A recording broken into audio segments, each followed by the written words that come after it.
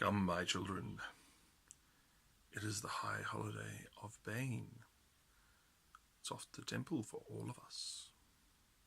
Hi, this is Dymock-Johnson, and today we make the case for monotheism in your RPGs, specifically your fantasy RPGs. Now, if you're playing a typical game of Dungeons and Dragons, or one of its many bastard offspring children, or legitimate offspring children, really, then you've probably got a game world where there are umpteen billion different gods. Well, probably not umpteen billion, but a lot anyway. More than anyone who doesn't have the time, inclination, or previous knowledge to read about. Someone rocks up to your table, and they can, if you're just playing a store like I am in a moment, and they go, well, what's this world like? And you start to tell them about how there's a god of magic, and there's a god of thieves, and a god of bread, and a god of cabbages. Their eyes are going to glaze over.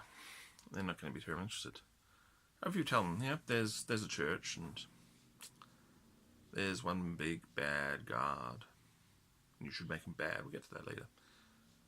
Then I'll go, yeah, I can see that. That's like a lot of fantasy books I've read. There is this ill-defined church in many bad fantasy novels. They worship something saccharine like the light, or the one. But they're all knockoffs of Catholicism. So, make your fantasy universe, if it's trying to look like medieval Europe, and have it like medieval Europe. Have monotheism. Have one god above all else. One big granddaddy god who won the war, who came out on top. And, in the example I gave, my current game, that is Bane, Lord of Tyranny from the Forgotten Realms. Because the bad gods in the Forgotten Realms are rather cool. You want them out there. And Bane's pretty cool. Bane's all about tyranny and oppression and order. All good things for your empire, for your kingdom to follow.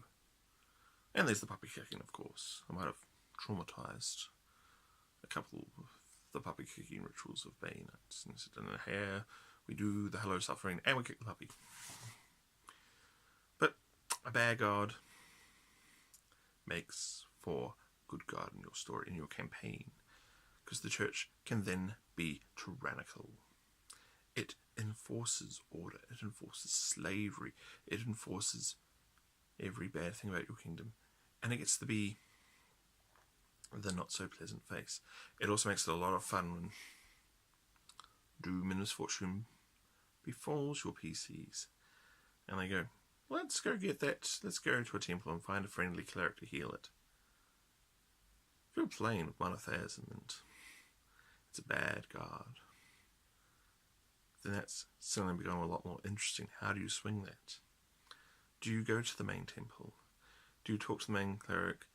Do you then show them the hideous curse that has befallen whatever freak show PC you've got? Or is that, your Dragonborn, your Devil Man, your Halfling, your Gnome?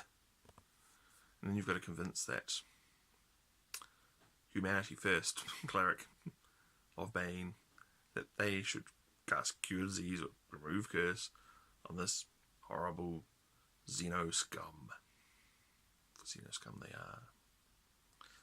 Suddenly, it's becoming a lot more interesting. It's not, we just hype them down and we plonk down however many hundred gold pieces and they cure us. Suddenly it's becoming a lot more tricky, a lot more interesting.